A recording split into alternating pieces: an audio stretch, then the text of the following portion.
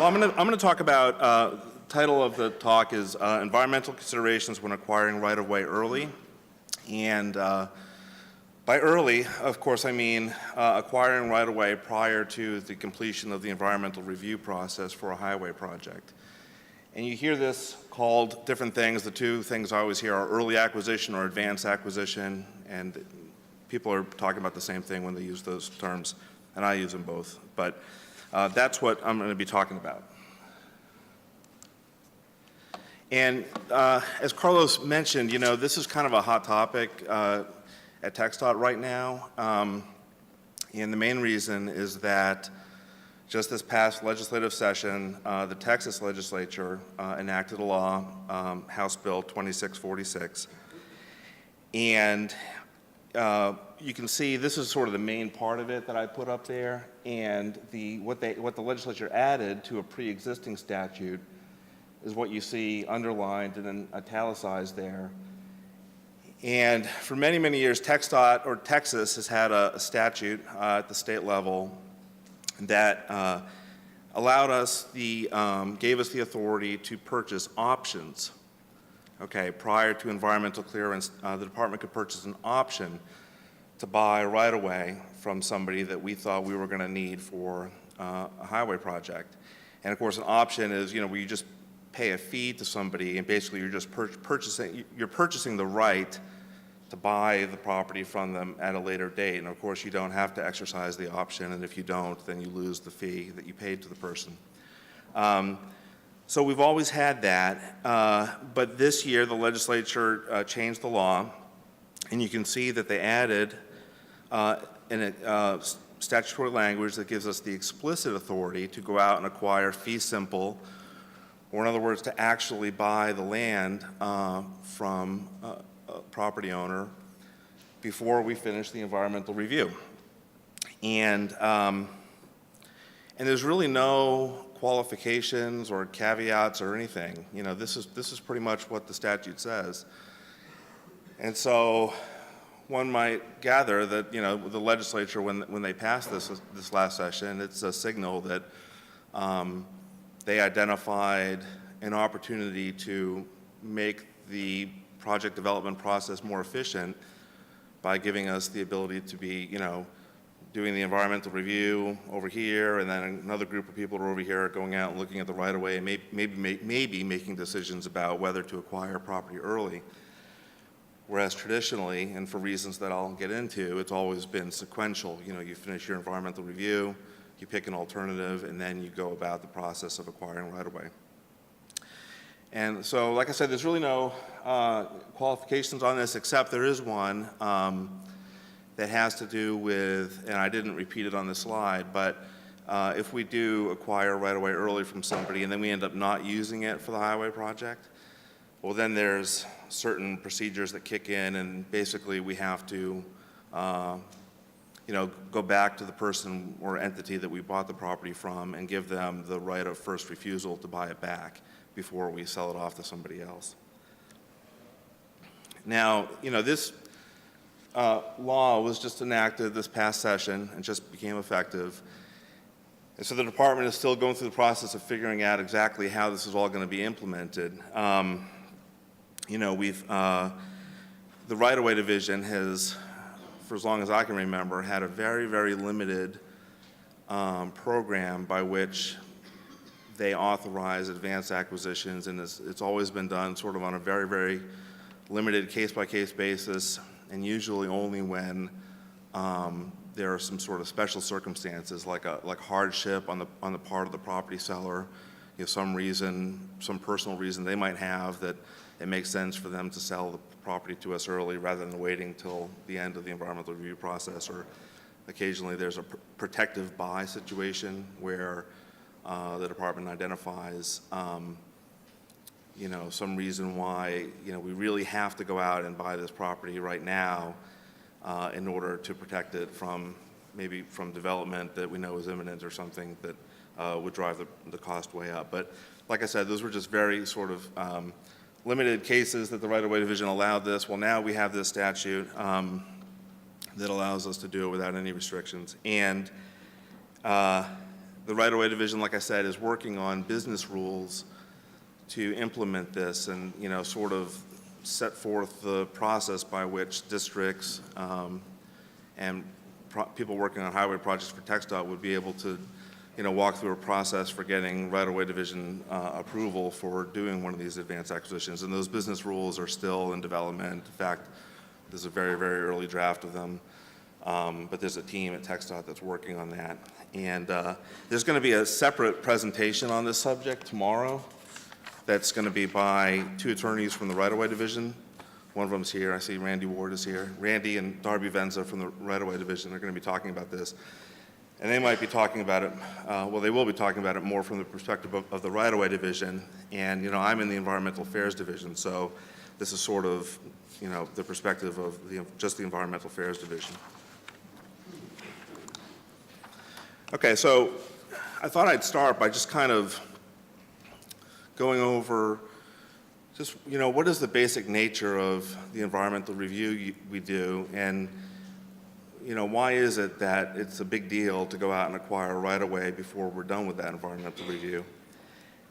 And so I'm going to be talking about NEPA, the National Environmental Policy Act, that's been around for over 40 years. And a lot of people are familiar with it, but some aren't, so I thought I would just explain that the whole point of NEPA is, you've got the Clean Water Act and the Clean Air Act and the Endangered Species Act and Section 106 of the National Historic Preservation Act. You've got all these laws that require certain things, and a lot of them are substantive laws. In other words, they prevent entities from doing things unless certain conditions are met, or require you to get permits for different activities affecting different types of regulated resources. Well, NEPA is not like that at all. NEPA is sort of a law that basically requires federal agencies to just look at, stop and identify, analyze what are the environmental impacts of whatever it is I'm about to do. And it doesn't matter whether the resources affected are regulated or not. It could be things like trees and vegetation, wildlife that's not endangered, people, right? Different sorts of communities, people that live in different places.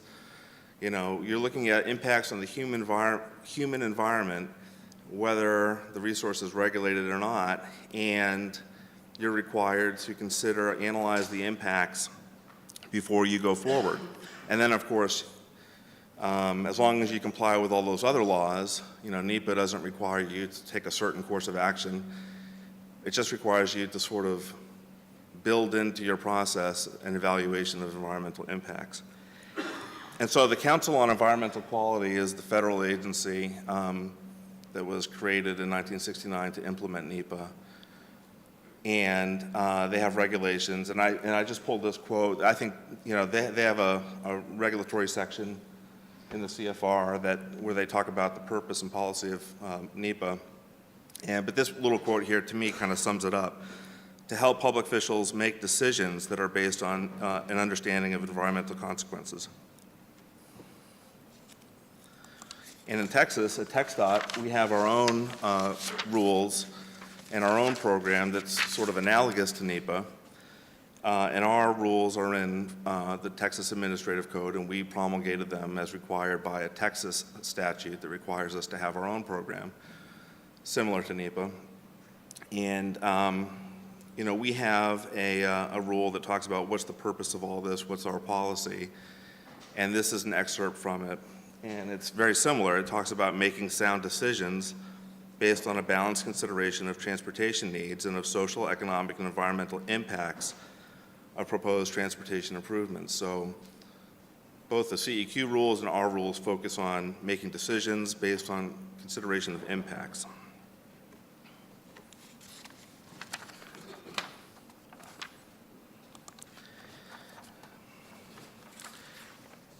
And so one of the, there's various ways to sort of screw up a NEPA process and mess it up so that you might get sued and have to go back and do it over again. And one of the ways that's very common is this idea of predetermination.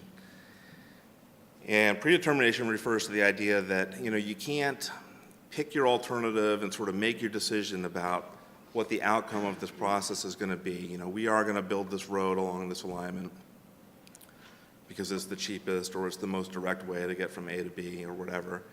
You can't do that. You've got to have an open mind all the way through the NEPA process. And most of the federal court cases that talk about this issue speak of it in terms of you know, not making an irreversible and irretrievable commitment of resources prior to completing the environmental review.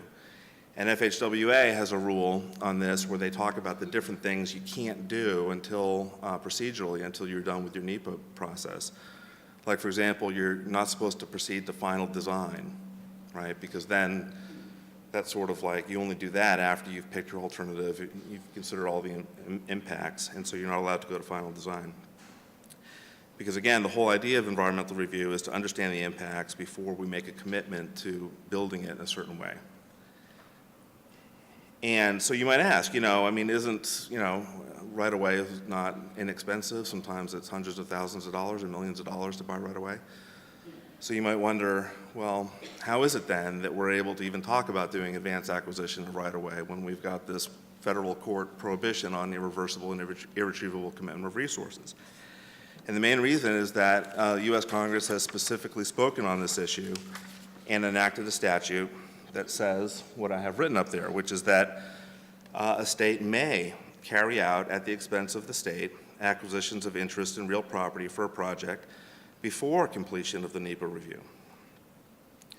And so this is one of the only like exceptions that I can think of that where you are allowed to go out and spend money and make, you know, a big step forward in building a project before you're done with your NEPA review.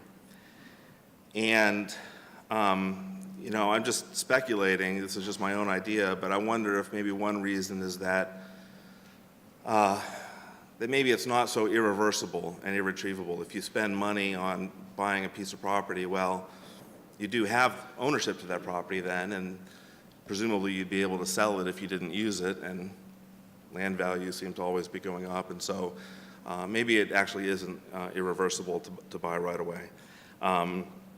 That may be one reason why Congress was okay with giving the states this ability. And this same statute, I think this was, I always forget, but I think this was part of MAP 21. You know, I begin to confuse Safety Lou and all these MAP 21, FAST Act, ICE-T. But I think this was MAP 21, which is roughly 6 years ago or so, where Congress, you know, wrote into the law the express ability for states to do this. And this same statute, if you were to look at it, it goes on to talk about, it says, okay, states, you can go out and acquire right away early, but notice it says at the expense of the state. Well, it goes on to talk about, well, what if you wanted to get like, you know, federal reimbursement under the federal highway program for the costs of acquiring right away early? And you can do it, but there's all these conditions, and one of them always stands out to me, and it's the most obvious one that seems the most difficult to comply with, which is that in order for the cost of the early right-of-way acquisition to be reimbursable from federal funds, the state has to have a statewide land plan, basically. Randy knows this better than I do, but coordinated environmental land use and transportation plan. you have to have some plan that I don't know that we have in Texas. And FHWA has not been able to identify a state that has one. okay, well, there you go. So, I mean, not only that, but you have to have this special statewide plan, and then you also have to prove that, well, you don't have to prove, you have to have the governor of the state certified that this specific acquisition is consistent with that plan. So, you know, we've never done that. And so whenever TxDOT has acquired advanced acquisition right away in the past, they've always done it with state money and not sought federal reimbursement for that acquisition. But that doesn't mean that you can't do it on a federal project. You can, you know, the project can be federally funded, and that's okay as long as you just spent state money on this one parcel that you go out and acquire early.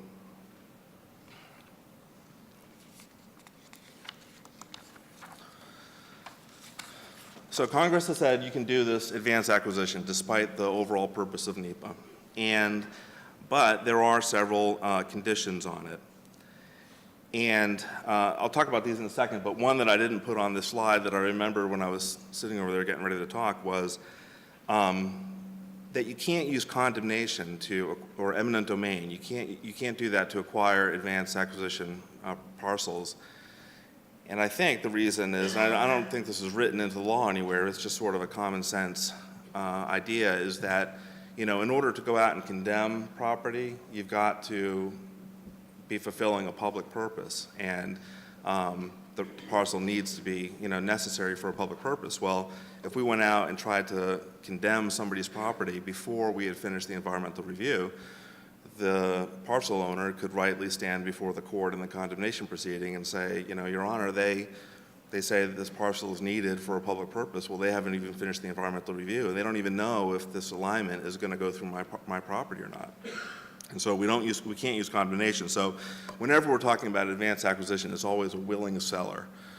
Now, it might be a seller who can see the writing on the wall and can see, you know, that I can see where this is headed. The state is most likely going to finish their environmental review and conclude that this alignment is going to go through my property. But it's not done under, as we say, under the threat of condemnation. The seller can say, no thanks, I'm good. You know, I'll wait to see how this environmental review shakes out.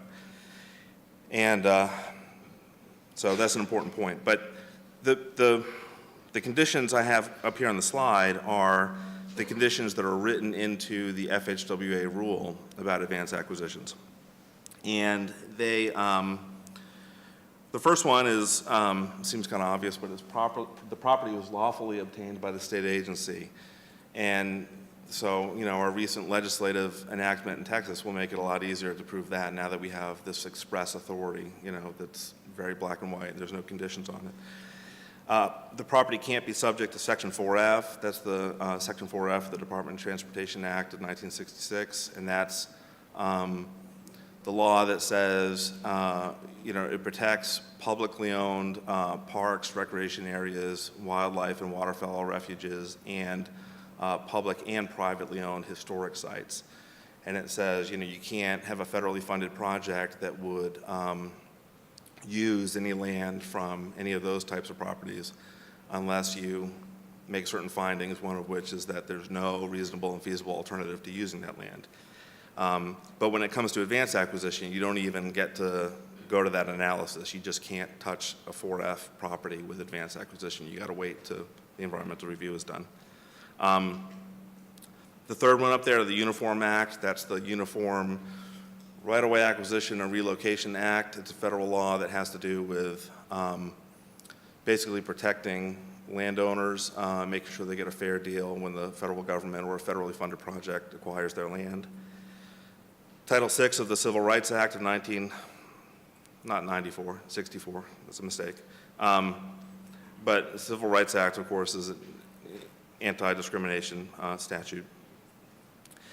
And that fifth one did not influence the environmental review process. So this one is you know, the one that kind of really stands out to me because, you know, you really have to sort of, you're kind of on the honor system when you do one of these advanced acquisitions, but you really are not supposed to let the fact that we went out and acquired this one parcel because the seller offered us a really great deal and we wanted to get it early, maybe before that owner passed it on to the next generation, or whatever reason, whatever circumstances led us to buy this one parcel early. We cannot let that influence our choice of alignment. You have to say, okay, that money was spent, but I can't even take that into consideration. So there should never be an environmental document or an email or a memo or anything that says, well, we've got these two ways we can go, alternative A and B, but we got a really great deal on some of the land for alternative A already, and so that weighs in favor of doing alternative A. That would be an absolute, you know, slam dunk lawsuit against us. We'd have to go back and redo the whole thing. And so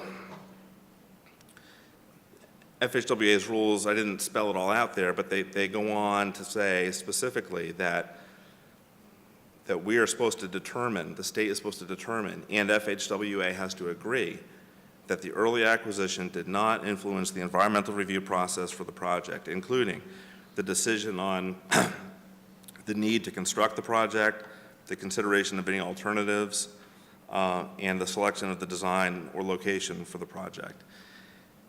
And so, of course, in Texas, we have NEPA assignments, so we don't have to get FHWA to, formally agree that with our determination that our acquisition didn't influence the environmental review. We just make that determination on our own. And so for projects that are the subject of an environmental assessment or an environmental impact statement, you need to have, if you ever do one of these advanced acquisitions, it needs to be covered in the EA or EIS, and it needs to talk about how, disclose to the public, we went out and acquired this one parcel, but, I would recommend you explicitly say, but it did not influence our selection of the alternative or, repeat the need for the project, the selection of the alternative, or the selection of the design or location for the project. Repeat those things out of that rule and put that in the environmental document.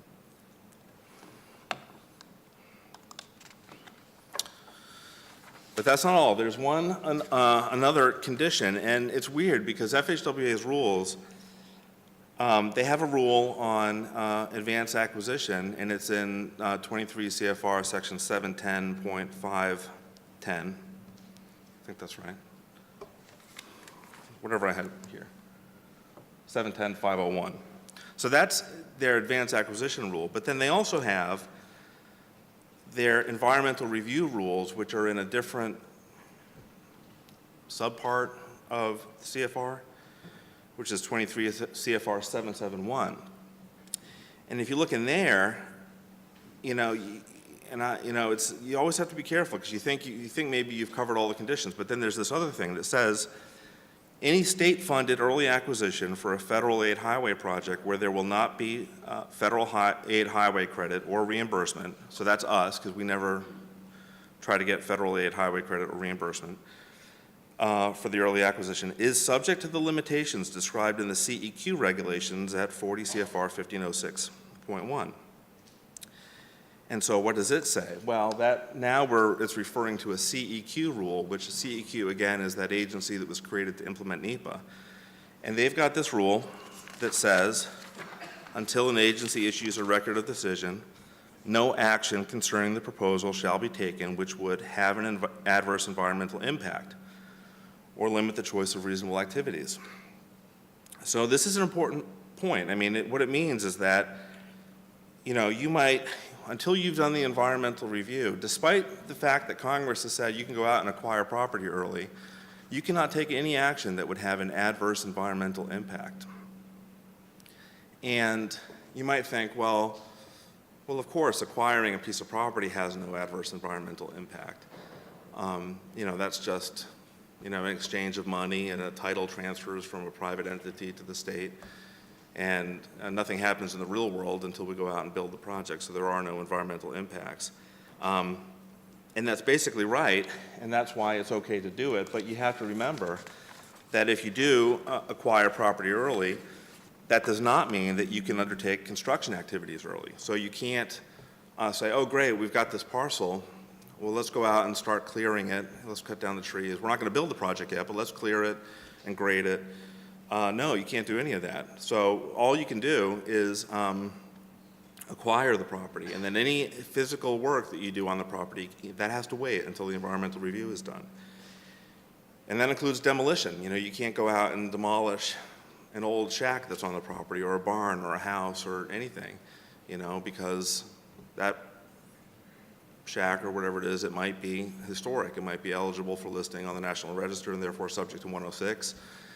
And so you still have to do all that. It's the early acquisition is not sort of a get out of jail free card to go out and do whatever you want now that we own the property. Everything else has to wait until the environmental review is over. So I've been talking about the federal rules, but TxDOT has its own rules about advanced acquisition. Well, it's really just one rule. It's in 43 Texas Administrative Code 2.131, and it's called Advanced Acquisition of Right-of-Way. And it's a short little rule, but it has sort of the key things that TxDOT feels is important, and some of this is repetitive of the federal rules, but these rules apply both to federally funded projects and projects that have no federal funding that are entirely state funded. you still have to worry about complying with our rule. And it, first of all, it repeats the same thing the federal rules say about you can't have any influence on the environmental decision. And then we say, the second bullet point, property is not protected by Chapter 26 of the Parks and Wildlife Code.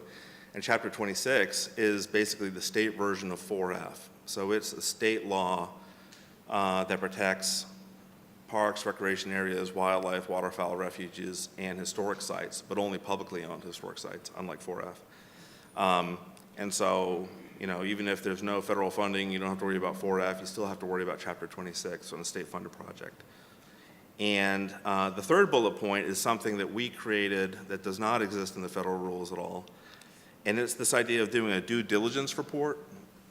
And so the idea here is that this is just sort of a safeguard against the department acquiring some parcel that might end up being a liability for us. And we acquire parcels all the time that have contamination on them and stuff like that. And we know we have to deal with it, but the difference here is that we're acquiring a property that, we might never need. We might, at least theoretically, and, for all practical purposes, we have not finished the environmental review. We don't know what alignment we're going to pick. And so the last thing we would want to do is acquire some parcel thinking we were going to build a road somewhere, but then the public hates that alignment and we end up not building it.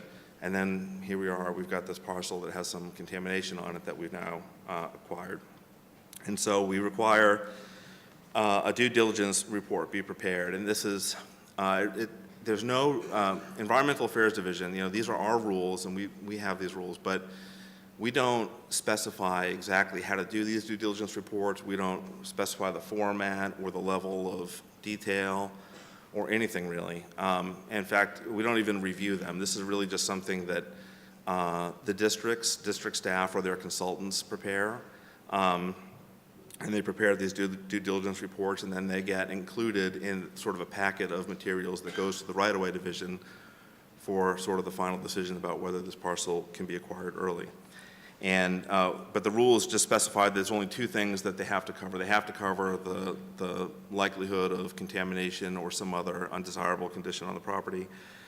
And then the other thing they have to cover is whether the parcel is subject to that Chapter 26, whether the parcel is a park, a recreation area, wildlife, or waterfowl refuge, or historic site, publicly owned. So those are our rules, but the last one on there, it says no relocations, okay? And that, that's something that, we've been talking a lot about because that prohibition has always been in there, at least as long as I've been at TxDOT, and I don't know exactly why it's in there, but I think I know. And but first, let me say that it is a little bit of an oddity that no relocations provision is in there, because there's nothing about no relocations in the transportation code that I talked about earlier, the Texas Transportation Code. No caveats on our ability to do advanced acquisitions. And if you look at FHWA's rules, they don't say it explicitly, but they actually imply that relocations are okay, even on an advanced acquisition, because it says in the FHWA rules that the acquisition has to comply with the Uniform Act. And it says something about like including relocations has to comply with the Uniform Act. So why do we have this no relocations thing in our rules?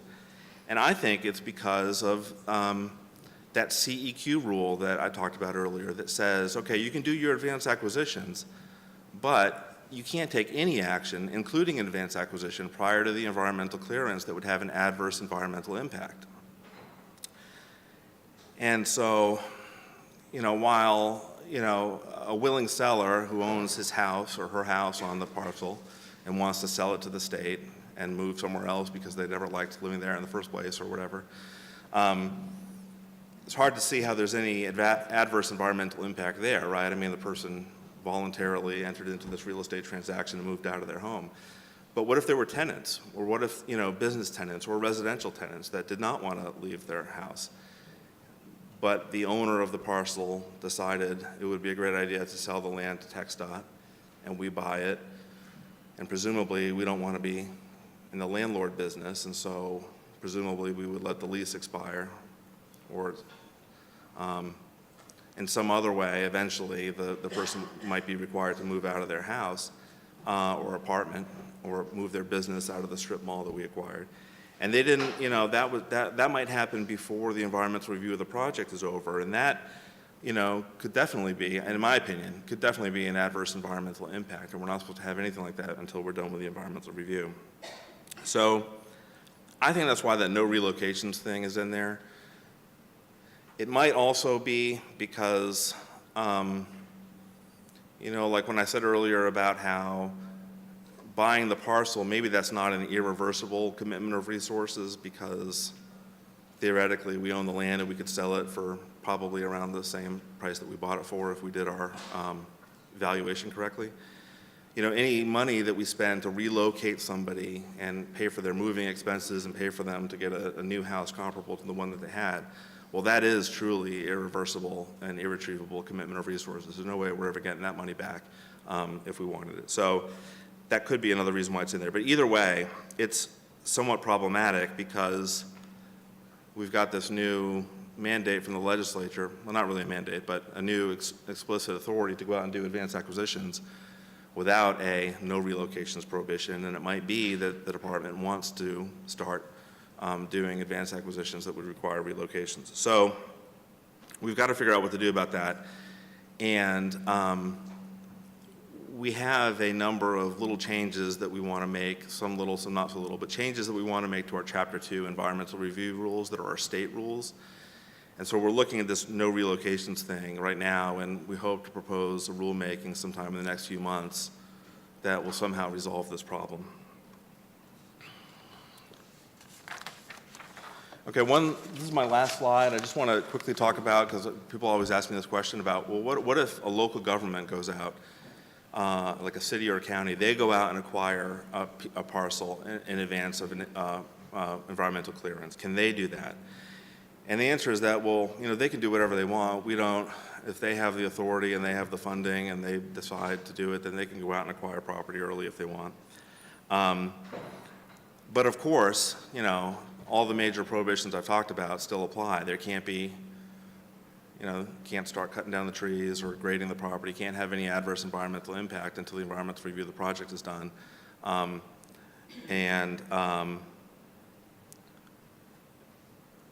of course, it cannot influence the environmental decision on the project.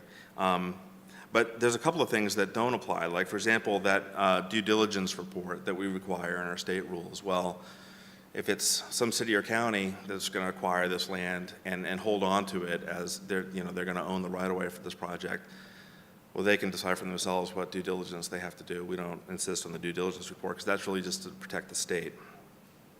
But there might be a situation where the city goes out and acquires the land with the purpose of transferring title to TxDOT prior to the environmental review. And if that ever happened, well, then that would be, transfer of title to us before the environmental review is over. We would want the due diligence report there.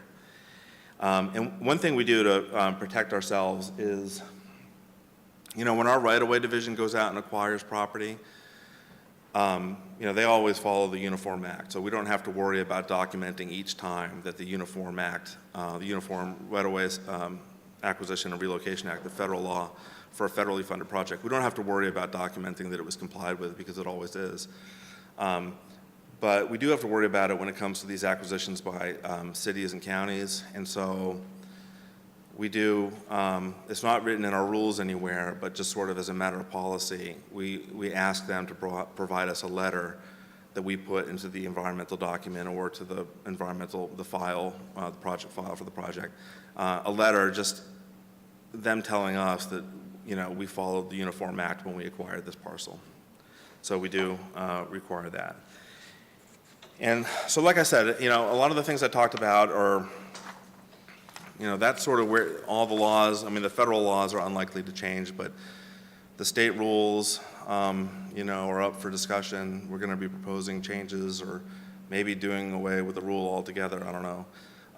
But that's coming in the next few months. And then, of course, the right-of-way division is working on its business rules. And those will not be, Randy, those are not going to be TAC rules necessarily. They're going to be internal policies, basically. I think so. Yeah. And so the right-of-way division is working on those. So some of this might be subject to change, but sort of the basic ideas of not letting the advanced acquisition influence the environmental review, not letting adverse environmental impacts occur until the environmental review of the project is over, those will always be the case. So I can take some questions if anybody has some. Yeah. Yeah. You talked about local governments. If the local government is using federal funds for the project, they're required by the way for all the budget and not seeking reimbursement for water, they're still allowed to do advanced acquisition. Yeah, the question is, when a local government, it's a federally funded project, and the local government wants to go out and do the advanced acquisition, but they know that they can't seek federal reimbursement for that acquisition. Can they do that? And the answer is yes. Yeah, they can do that. Yeah. So long as they comply with the As the Uniform Act, that's really important, the Uniform Act. And They also have to comply with the no relocation. no, the no relocations thing is just, the way our rule is written, it says when the department, okay? But, Robin, I would be very wary about a situation where a city goes out and acquires an apartment building early and starts terminating people's leases. That makes me think somebody could, I think, easily say that's an adverse environmental impact. Anything else? Is there somebody else? I can't, the light is so bad. I'm sorry. Yeah, I was just wondering if you have if you relocate somebody at that acquisition, and it's kind of against the wall, it seems like if you do not follow through with the project, they have a pretty good case for a lawsuit that you were like relocated for no reason. So in turn, that seems to me it would be an incentive for TechStuff to actually choose that project, so to avoid that situation. Okay, well, that's a good point. The question was about situations where we relocate somebody off their parcel, but then we end up not using that parcel for the project. Can they sue us? Okay, well, the answer is that, like I said, all of this advanced acquisition stuff is always done between a willing buyer and a willing seller. So we don't condemn, right? So the person, if it was the person who lived on their own property and they liked the idea of selling their land to TxDOT and taking the money and relocating somewhere else, and so they voluntarily did that, and then we end up not using that parcel for the project, I don't think they would have any case against us. I don't know what their complaint would be because it was completely voluntary for them to do it in the first place. But the situation about a tenant being relocated and their lease being terminated, yeah, maybe. I mean, that could be an issue. That's why this this no relocations thing needs, we need to sort of sort through that and think about it. And so that's what we're doing.